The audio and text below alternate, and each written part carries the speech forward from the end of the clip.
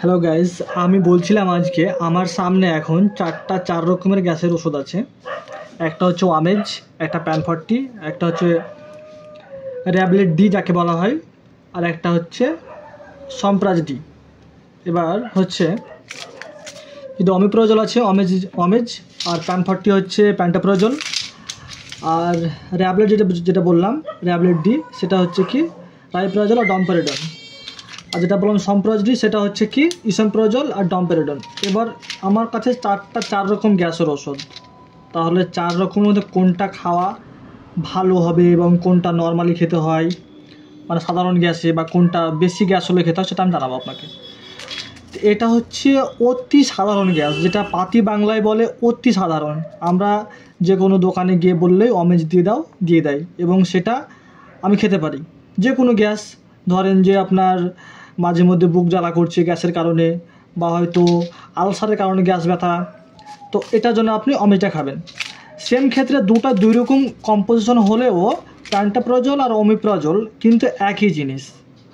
তো দুই রকম নাম যদিও, তবে একই জিনিস। এটাও সেম ক্ষেত্রে যে আমার বুক জ্বালা বা হয়তো গ্যাসের কারণে হয়তো ধোঁয়া ঢুকে উঠছে, বা হয়তো পেপটিক আলসারের জন্য ব্যথা করছে, বা হয়তো বমি ভাব পাচ্ছে, এরকম টাইপের আর কি।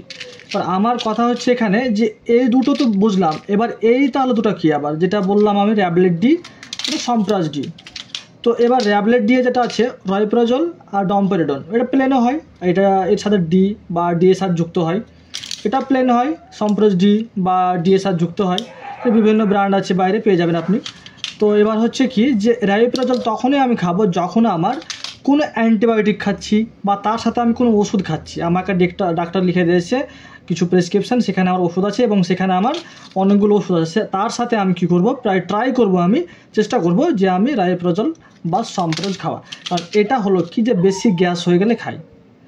বেশি গ্যাস বলতে যখন আমাদের বুক জ্বালা করে, বা যেরকম বললাম যে আলসারের জন্য ব্যথা করে, বা হয়তো এমনি আমাদের মানে ধরেন যে আমার পায়খানা ক্লিয়ার হচ্ছে না, তার জন্য খাই আমরা, ঠিক আছে।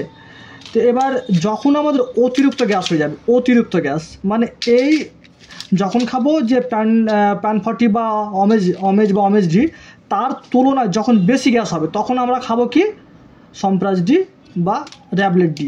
তো যখন বেশি গ্যাস হবে বা অ্যান্টিবায়োটিক খাচ্ছি বা তার সাথে কোনো ওষুধ খাচ্ছি, সুগার প্রেশার বা কোলেস্ট্রল যেরকম ওষুধ খেলাম, তার সাথে আমি সম্প্রাজ ডি বা আমি র্যাবলেট ডি খাবো। এটা হলো পাতি বাংলায় কথা। এবার আপনারা বাড়িতে কী রাখবেন, বাড়িতে সবসময় চেষ্টা করবেন যে মার্কেটে পাওয়া যায় প্যান্টাপ্রোজল 40, প্যান 40 বা অমেজ, বা আরও পাওয়া যায় র্যান্টেক পাওয়া যায়, যেটা আপনার র্যানিটিডিন, ঠিক আছে, বা অ্যাসিলক ব্র্যান্ড নামে পাওয়া যায়, ঠিক আছে।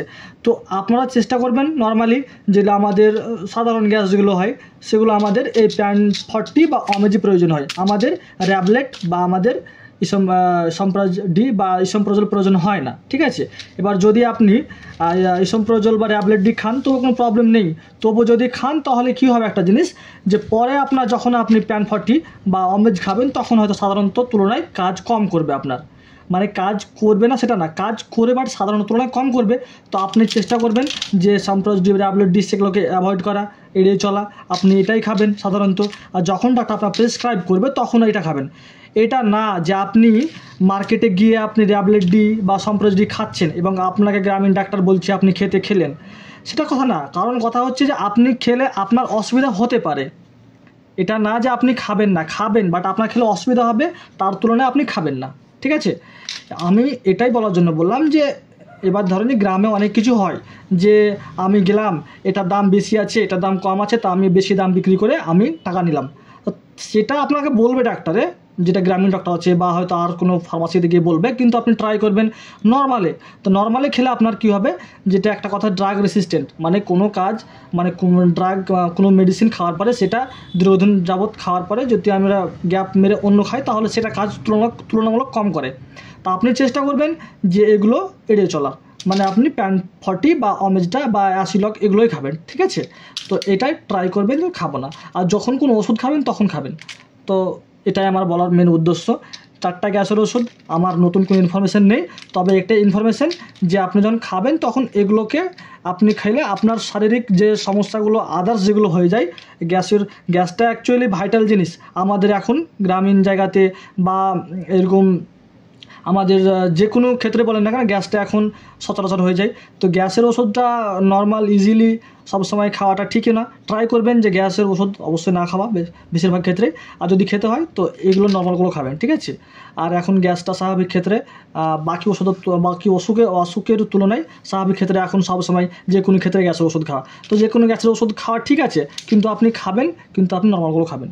তো এটা আমার লাস্ট উদ্দেশ্য বলার, আর কিছু না।